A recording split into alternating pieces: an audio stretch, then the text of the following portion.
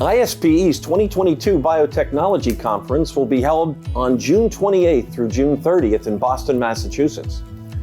Given the ongoing growth of the biopharmaceutical sector and the challenges the industry faces today in the post-pandemic world, attendance at this conference will prove valuable to you and your organization as solutions to the most critical challenges will be discussed and thoughts shared by the many subject matter experts and senior industry executives.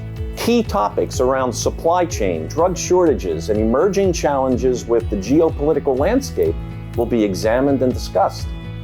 The pandemic has forced the industry to accelerate medicines development and licensure, and has forced new ways of working that require new approaches to meet expectations. Operational readiness and a focus on reducing environmental impacts will be discussed, as these are important factors to advance manufacturing in a more environmentally friendly and responsible way. The conference will also shed light on key challenges associated with ATMPs with respect to compliance, and CGMPs and risk management discussions will be included as well.